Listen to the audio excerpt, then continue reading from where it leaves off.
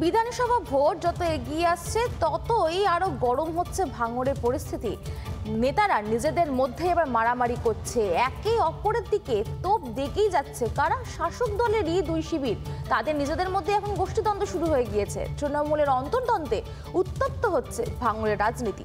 দেখুন, ওর কতটা পয়সা আছে আমরা দেখবো, ওর যেখানে পাবো সেখানে খেলাবো, কাইজারকে যেখানে পাবো খেলাবো, একদম ওরে যেখানে পাবো সেখানে খেলাবো। খুনি, বাইক ছিনতাইকারী, জমি লুটেরা এ যতদিন ভাঙড়ে থাকবে ততদিন সাধারণ মানুষের জীবন পোষ্টাগত করে তুলবে।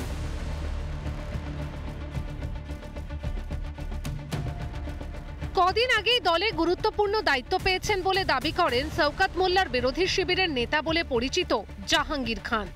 তারপরে ভাঙড়ে উৎসবে মেতেছিল তৃণমূলের একাংশ। সেই উল্লাসের পরেই রাতে ভাঙচুর হয় কাইজার আহমেদের পার্টি অফিসে।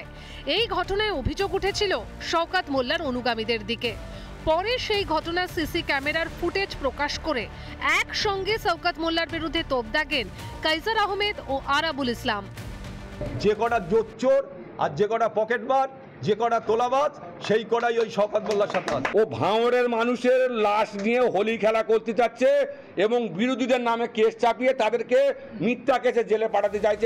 পাল্টে একটি সভা থেকে কাইজারকে তোলাবাজ বলে আক্রমণ শানান শওকত মোল্লা।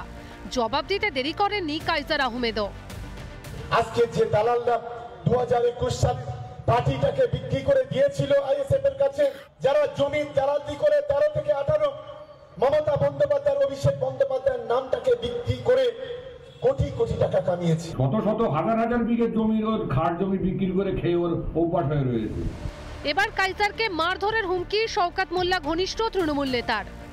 ওর কতটা পয়সা আছে আমরা দেখবো, ওর যেখানে পাবো সেখানে খেলাবো, কাইজারকে যেখানে পাবো খেলাবো, একদম ওরে যেখানে পাবো সেখানে খেলাবো। আজকে 2023 সাল থেকে কোনো মিটিং মিছিল আইএসএফ এর বিরুদ্ধে একটা কথা বলে না কেন? সাধারণ মানুষ মা বোনদের কাছে বলবো যে কলেজ, কারখানায়, রাস্তাঘাটে, যেখানে সেখানে এদের মতো লোক যারা যাবে তাদেরকে ধিক্কার জানান। এই হুমকির প্রেক্ষিতে কলকাতা পুলিশের কমিশনারের কাছে মেইল করে অভিযোগ দায়ের করেন কাইজার আহমেদ। এতেই আরও একবার ভাঙড়ে স্পষ্ট হয়ে গেল তৃণমূলের ভিতরকার ফাটল। রিপাবলিক বাংলা। নানা ধরনের কন্টেন্ট দেখার জন্য লাইক করুন, শেয়ার করুন আমাদের ফেসবুক পেজ, সাবস্ক্রাইব করুন আমাদের ইউটিউব চ্যানেল। পাশাপাশি অন্যান্য ব্রেকিং নিউজের জন্য অবশ্যই চোখ রাখুন রিপাবলিক বাংলায়।